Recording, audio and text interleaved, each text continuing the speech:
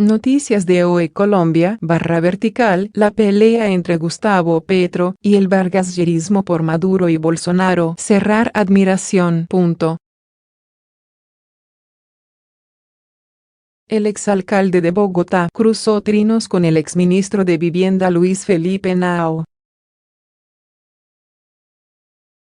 La polarización en América Latina expande cada día en la región. Los polos de la derecha y de la izquierda son ahora los protagonistas de la agenda internacional enmarcada por la llegada de Jair Bolsonaro a la presidencia de Brasil y la continuidad de Nicolás Maduro en el poder en Venezuela. Justamente, el nuevo presidente de Brasil, Jair Bolsonaro, afirmó que su llegada al gobierno de Brasil permitirá a su país liberarse del socialismo, de la inversión de valores y de lo políticamente correcto. El día de su posesión, Bolsonaro se pronunció en esos términos frente a una multitud que le aclamaba a las puertas del Palacio Presidencial de Planalto, en Brasilia. Según el nuevo presidente de Brasil, las elecciones que ganó en 2018 le dieron voz a quien no era oído y le pusieron al frente de la nación para servir a la patria, a Dios y a todo el pueblo brasileño. Del otro lado de la calle, en la acera de la izquierda, Nicolás Maduro enfrenta una difícil situación en materia diplomática fruto de la crisis que atraviesa Venezuela en términos sociales, económicos y de seguridad. Maduro, próximo a asumir un nuevo periodo presidencial, vio cómo los ministros de Relaciones Exteriores y delegados del Grupo de Lima, formado varios países americanos, se reunieron en la capital peruana para fijar su postura frente a su mandato. El Grupo de Lima no reconoció a Nicolás Maduro como presidente de Venezuela y el ministro de Relaciones Exteriores, Néstor Popolicio, leyó un comunicado en el que señala que las elecciones en Venezuela celebradas el 20 de mayo de 2018 no contaron con las garantías democráticas. Ante tanta polémica en torno a los dirigentes de la región, los líderes políticos de Colombia no ocultaron sus posturas y salieron a hablar de la actualidad geopolítica de Latinoamérica. Tras el pronunciamiento del Grupo de Lima, el ex candidato presidencial Gustavo Petro salió a atacar a la instancia multilateral y sostuvo que ésta actúa con doble moral. Petro afirmó que el grupo se alió con Bolsonaro y acusó al presidente de Brasil de ser un fascista. Desde su cuenta oficial de Twitter, Petro escribió: "El Grupo de Lima actúa con una enorme doble moral. Busca acabar con un mal gobierno en Venezuela, pero se alía para ello con un fascista en Brasil, que para ser presidente puso preso a quien, si podía hacerlo, Lula". Tras el mensaje de Gustavo Petro, el vargasyerismo salió a responder a través de una de sus cabezas más representativas, el exministro de Vivienda Luis Felipe Henao. También desde Twitter, Henao insinuó que el ex candidato presidencial no puede hablar de moral.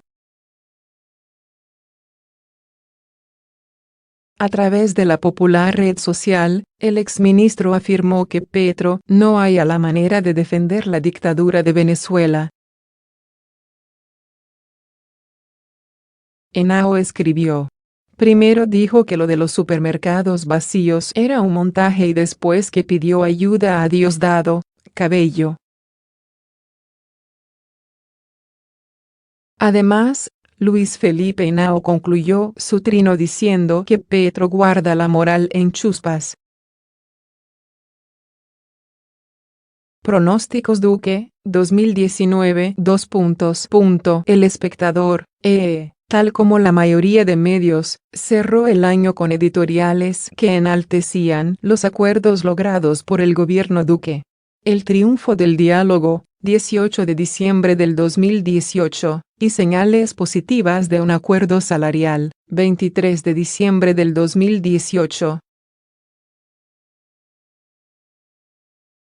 Sin embargo, durante 2019 tendremos más acuerdos, nada acuerdos, colchas de retazos y paros de chalecos amarillos, azules y rojos.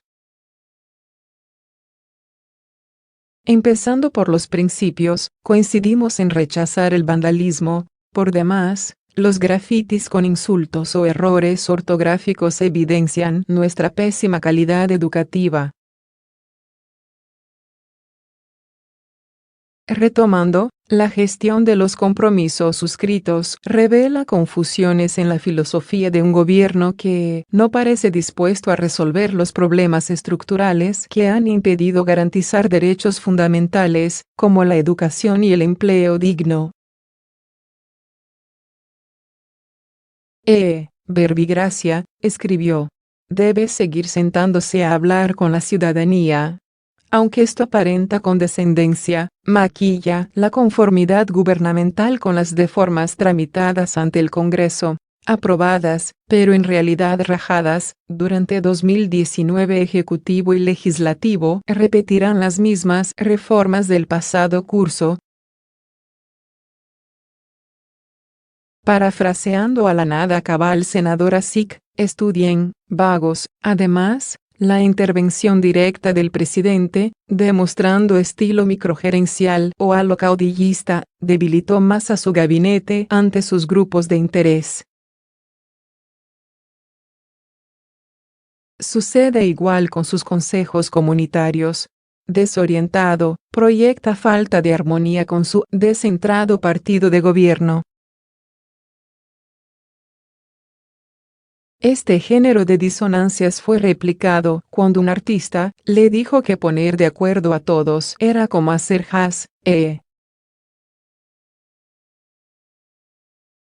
Alto Turmeque, 9 de septiembre del 2018, y le respondieron asintiendo, aunque desnaturalizaron la improvisación en dicho género SIC.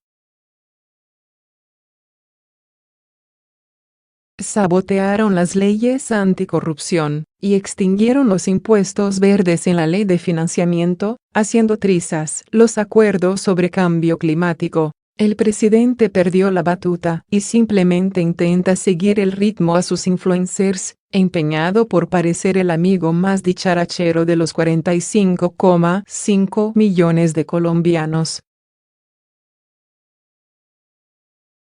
De momento, las encuestas señalan que cayó en la nota, emulando al exalcalde Petro cuando prorrogó los contratos de Transmilenio, o la modernización de su flota. Según Peñalosa, se limitó a cambiar el nombre del programa Serpilo Paga. Probablemente hará lo mismo con el ICETEX, desconociendo que la educación debe ser pública, gratuita, universal y permanente, ahora que las aceleradas revoluciones científicas y tecnológicas sustituyen periódicamente las carreras.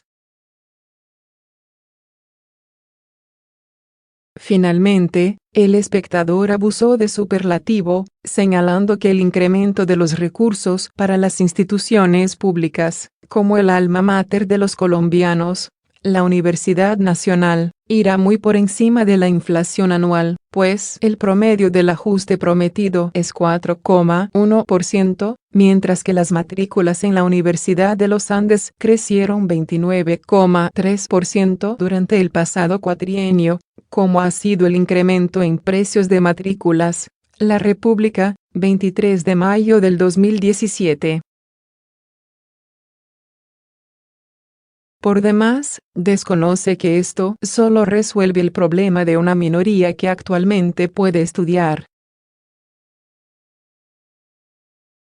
Idéntico vacío impuso su reforma tributaria, al promover la automatización y no la creación de empleos, o la concertación del incremento salarial, cuyo valor no equipara el mínimo vital, y desconoce la inequidad.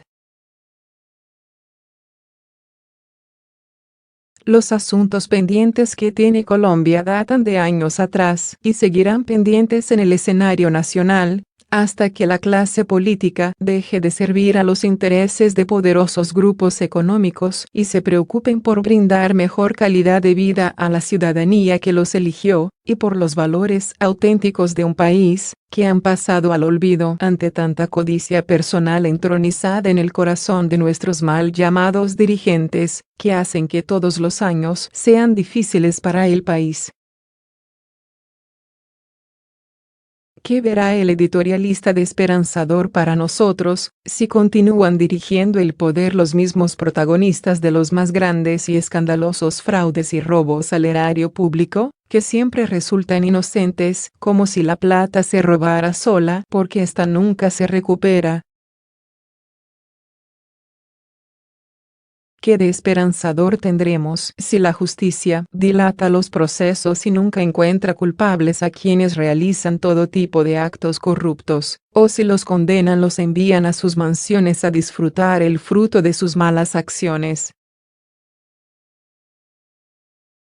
Nada sacamos los electores con el ejercicio comicial, caso consulta anticorrupción, si quienes tienen el deber de apoyar nuestro deseo de erradicar la corrupción son quienes más la practican a gusto, pues son ellos los encargados de desaprobar los deseos colectivos de cambio.